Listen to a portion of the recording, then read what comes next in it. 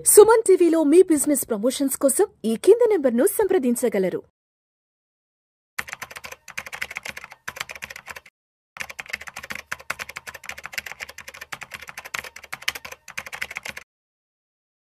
నమస్తే, నేను జీవి Satyanarayana.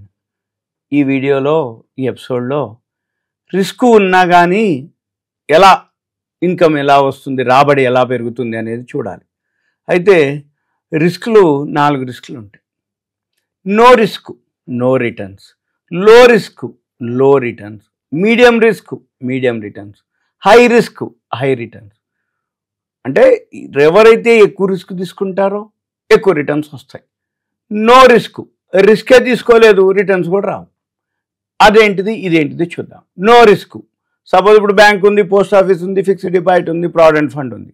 No risk, risk లేదు. నో రిటర్న్స్, రిటర్న్స్ ఎంత? నో రిటర్న్స్ ఎందుకంటాము అంటే, ఏదైతే రిస్క్ లేదో సేఫ్టీ ఉంది, సెక్యూరిటీ ఉంది. 7%, 8% ఆ టైంని బట్టి, బ్యాంక్ వడ్డీ రేట్లను బట్టి, మనం చేసే టైంని బట్టి, అంటే ప్రావిడెంట్ ఫండ్ కానీ, ఫిక్స్డ్ డిపాజిట్ కానీ, ఏదైతే ఆ డిపాజిట్ చేస్తామో పోస్ట్ ఆఫీస్ కానీ, ఆ స్కీమ్ని బట్టి, టైం పీరియడ్ని బట్టి వడ్డీ రేటు ఉంటుంది. అయితే వడ్డీ రేటుకి ఎంతైతే ఉందో ఇన్ఫ్లేషన్ కూడా ఉంటుంది అంతే రేటు. అందుకని ఇన్ఫ్లేషన్ ఏదైతే ఉందో వడ్డీ రేటు మనకి ఏదైతే, సపోజ్ ఇప్పుడు 100 రూపాయలు మనం డిపాజిట్ చేస్తే 1 సంవత్సరం తర్వాత మనకి 107, 108 రూపాయలు వస్తే 108 రూపాయలకి 8% కనుక ఇన్ఫ్లేషన్ ఈక్వల్ ఉందనుకోండి, మనకేం లేనట్టు. అంటే మనం ఈ సంవత్సరం 100 రూపాయలు పెట్టే కొనుక్కున్న వస్తువు వచ్చే సంవత్సరం 108 రూపాయలు మంది అయినా కానీ మనకి 108కి దొరకదనమాట ఆ వస్తువు. కాబట్టి no risk, no returns. Low risk అంటే కొంచెం తోటి. ఇక మనం ఇప్పుడు దీంట్లో చూద్దాం ఏవేవైతే రిస్క్తో పెట్టుబడులు ఉన్నాయో, ఎలా ఉన్నాయో, ఏముంటాయో చూద్దాం. అయితే జనరల్గా మార్కెట్లో మనకి చాలా ఇన్వెస్ట్మెంట్కి ఆపర్చునిటీస్ ఉంటాయి అన్నమాట. అంటే ఉదాహరణకి షేర్ మార్కెట్లో ఉన్నాయి, రియల్ ఎస్టేట్ ఉంటుంది, ఇవన్నీ ఉంటాయి. అయితే మనం రిస్క్ లేనటువంటివి ఏవైతే ఉన్నాయో కొన్ని షేర్ మార్కెట్ సంబంధించినటువంటి ఫండ్స్ ఉంటాయి, అవి మనం డిస్కస్ చేద్దాం. ఈ బ్యాలెన్స్డ్ డెట్ ఫండ్ అని ఉంటుంది. బ్యాలెన్స్డ్, ఈ డెట్ అంటే డిఈబిటి, డెట్ అప్పు.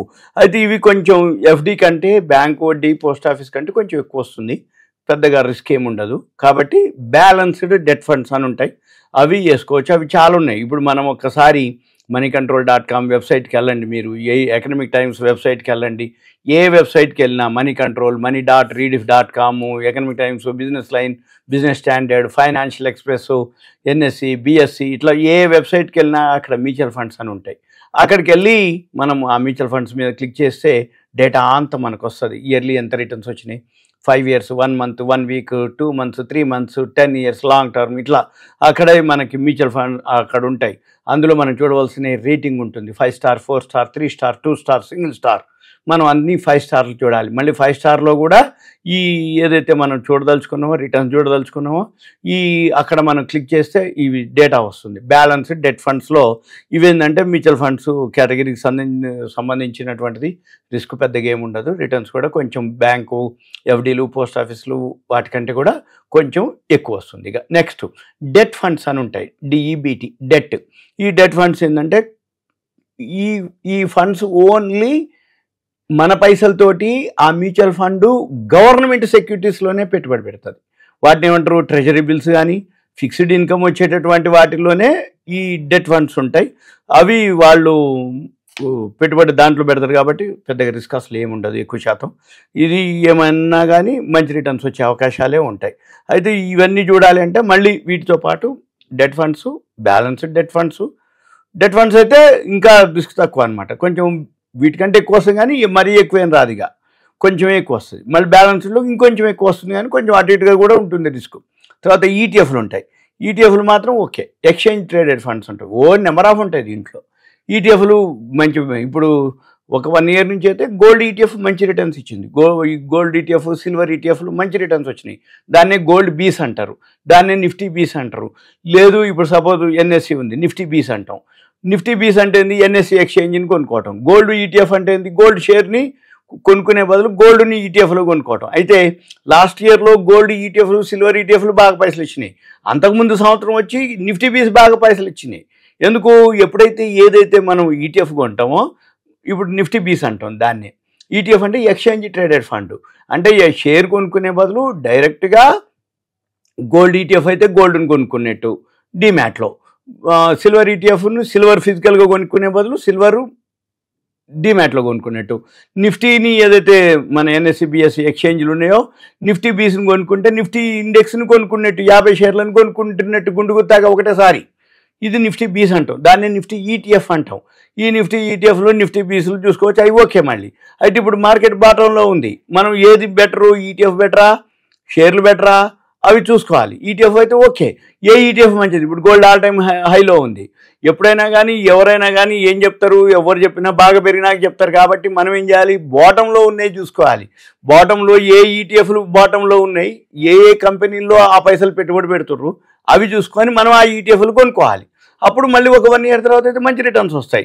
ఇప్పుడు లాస్ట్ ఇయర్ ఉంది గోల్డ్ ఈటీఎఫ్, సిల్వర్ ఈటీఎఫ్. అంతకుముందు లాస్ట్ ఇయర్ ఉంది అంటే 24-25 గోల్డ్ వచ్చింది, 23-24 నిఫ్టీ బీస్కి బాగా వచ్చినాయి. ఎందుకు?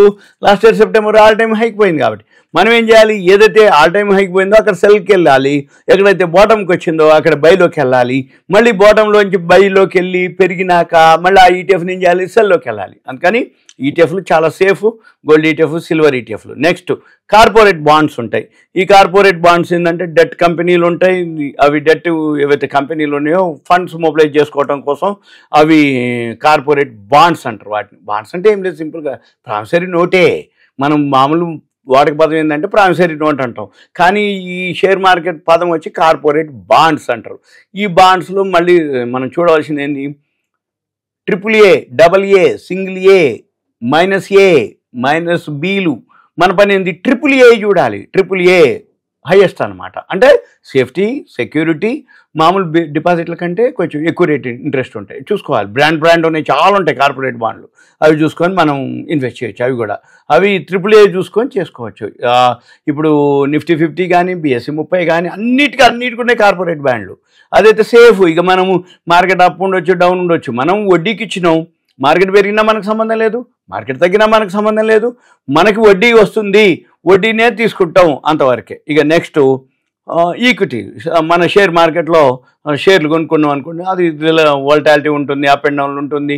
షేర్ మార్కెట్లో ఫండమెంటల్ అని, టెక్నికల్స్ అని, కరెంట్ అఫైర్స్, ఒకరోజు పొలిటికల్ అని, ట్రంప్ ఒక డెసిషన్ చేసిండని, ఎక్స్పోర్ట్స్ అని, సుంకాలని, టారిఫ్లని, ఇవన్నీ కూడా ఉంటాయి. ఇవి మనం చూసుకోవాలి. ఈ షేర్ మార్కెట్ ఈక్విటీ ఫండ్స్ అంటే హై రిస్క్ ఉంటుంది, హై రిటర్న్స్ కూడా ఉంటాయి. కాకపోతే మనం ఏం చూడాలి, లో రిస్క్ తీసుకోవాలి, హై రిటర్న్స్ తీసుకోవాలి. రిటర్న్స్ హై ఉండాలి, రిస్క్ మాత్రం లో ఉండాలి. ఇక తర్వాత కంపెనీ డిపాజిట్లు ఉంటాయి. బ్యాంకుల మాదిరి కంపెనీలు కూడా డిపాజిట్లు తీసుకుంటాయి అన్నమాట. కంపెనీలు కార్పొరేట్ బాండ్స్ అంటే మినిమం అమౌంట్ కొంచెం పెద్దగా ఉంటుంది. మామూలు డిపాజిట్స్ అయితే చిన్న అమౌంట్తో కూడా మనము డిపాజిట్ చేయొచ్చు. అవి కూడా మనము AAA ఉంటాయి. ఇక వాటికి పెద్దగా అసలు రిస్క్ ఉండదు అనమాట. AAA అయితే రిస్కే లేదు, నో రిస్క్ అనమాట. రిటర్న్స్ మాత్రం కొంచెం బ్యాంకు, ఈ పోస్ట్ ఆఫీస్ కంటే కొంచెం ఎక్కువ వడ్డీ వస్తుంది, అంతకంటే ఎక్కువ రాదు. అది మనం అయితే సేఫ్టీ సెక్యూరిటీలు ఉంటాయి. మనం చూసుకోవాలి, మీరు ఏ టైప్ ఇన్వెస్ట్ చేద్దాం అనుకుంటారు, ఎలా అనేది మీరు చూసుకొని చేయాల్సి ఉంటుంది. ఇదంతా మీకు awareness, education. Okay, thank you, సెలవు.